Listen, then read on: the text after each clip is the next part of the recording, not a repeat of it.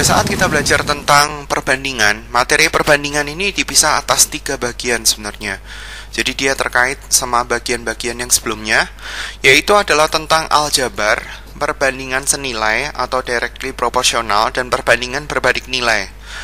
Aljabar kali ini itu berarti ada hubungannya dengan materi yang sebelumnya, yaitu adalah materi yang sudah dipelajari di semester 1. Misalnya kita punya contoh seperti ini.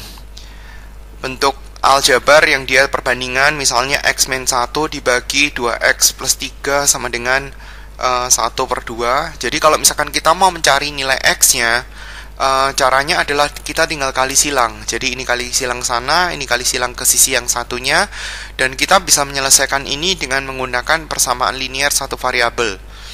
2x tambah 3. Ini soalnya saya ganti sedikit ya. Saya ganti 3.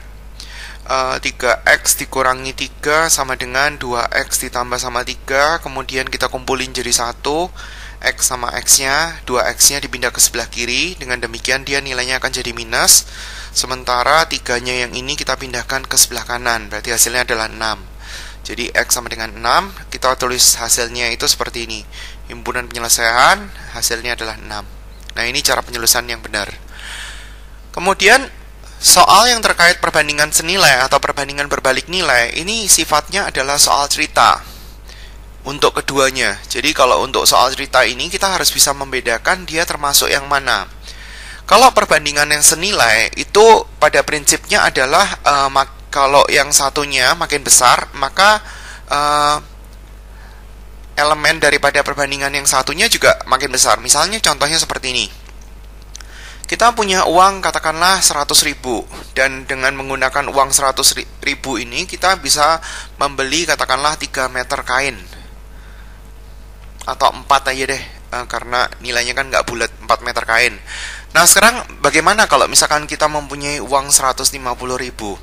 Berarti jumlah kain yang kita bisa cari akan lebih banyak atau lebih sedikit? Misalkan ini adalah A, harusnya lebih banyak kan, karena kan uangnya lebih banyak. Jadi kalau misalkan kita tulis, kita bisa tuliskan panahnya itu ke arah yang nilainya lebih besar. Jadi di sini kan ini lebih besar, nah ini kan juga lebih besar.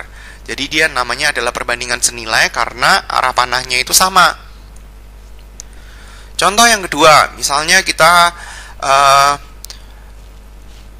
membandingkan dengan katakanlah makanan.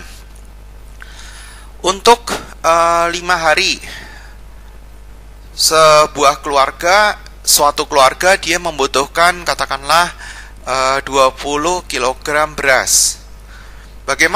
Berapa banyaknya beras yang dibutuhkan jika katakanlah dia mau menghitung kebutuhan untuk 8 hari? Ya, kalau 8 hari kan dia lebih lama. Berarti harusnya kalau misalkan kita cari, katakanlah saya pakai permisalan C, ya harusnya berasnya lebih banyak dong. Ini angkanya kan lebih gede, berarti dia lebih banyak. Contoh lagi, misalnya kita punya contoh yang ketiga. Seseorang katakanlah menempuh suatu perjalanan. Perjalanan yang dia tempuh dalam waktu 7 hari itu adalah sebesar 800 km. Bagaimana kalau dia melanjutkan perjalanan itu, katakanlah saya nggak lebih besar lagi. Kalau dia dalam 3 hari berarti berapa kilometer yang ditempuh dia? Ya kalau angkanya lebih kecil berarti panahnya ke atas, berarti harusnya ini nggak sampai 800 km dong. Misalkan ini adalah E, berarti panahnya ke atas. Nah ini termasuk perbandingan yang senilai. Bagaimana kalau untuk yang berbalik nilai? Kalau yang berbalik nilai biasanya dia ada batasan tertentu. Saya akan terangkan nanti, tapi saya kasih gambaran dulu berbalik nilai itu seperti apa. Misalnya kita ada suatu kendaraan bergerak dengan kecepatan 10 meter per detik, dan dia akan sampai di lokasi dalam waktu 1 jam. Bagaimana kalau sekarang kecepatannya itu menjadi lebih cepat, 15 meter per detik? Berarti di sini waktunya akan katakanlah X. Dari sini ke sini kan panahnya ke bawah. Ini kan X-nya itu kan harusnya lebih kecil kan. Kenapa lebih kecil? Karena kan dia kan lebih cepat.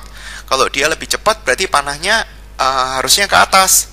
Jadi dalam hal ini sama ini tuh dia berbalik nilai. Contoh lagi, misalkan ada sekelompok hewan ternak, misalnya kita bilang peternakan sapi. Nah, di peternakan sapi ini katakanlah ada 10 ekor sapi. Dan mereka kan butuh makanan. Makanan yang ada itu akan habis dalam waktu 7 hari. Bagaimana kalau sekarang sapinya itu lebih sedikit misalnya, katakanlah ada yang dijual, misalkan tinggal 7 ekor sapi. Berarti harusnya makanannya akan habis lebih lama atau akan habis lebih cepat? Harusnya kan habisnya lebih lama. Karena kan yang makan kan cuma sedikit. Katakanlah ini nilainya Y. Kalau lebih lama berarti nilai Y-nya kan lebih besar dari 7. Nah, ini panahnya ke bawah karena kan Y-nya kan lebih gede daripada 7. Nah, sementara ini kan angka 10 sama 7. Berarti kan panahnya ke atas. Nah, ini perbandingan berbalik nilai namanya. Nah, cara penyelesaian daripada senilai sama berbalik nilai itu agak berbeda. Jadi saya satu-satu ya. Ini kita balik lagi ke yang senilai yang tadi. Bagaimana cara menyelesaikan perbandingan yang senilai? Ya, kita lihat caranya dulu. Di sini kalau misalkan kita kerjain dengan cara SD, caranya seperti ini. Ini saya tulis ya, cara SD. Cara yang pertama ini, kalau misalkan kita mau mencari A, karena tujuannya kan mau mencari A-nya itu adalah 150.000-nya itu ditaruh di atas, karena ini kan yang mau ditanyakan, dibagi dengan uangnya juga. Jadi kan yang satunya kan informasinya kan 150.000, satunya kan 100.000.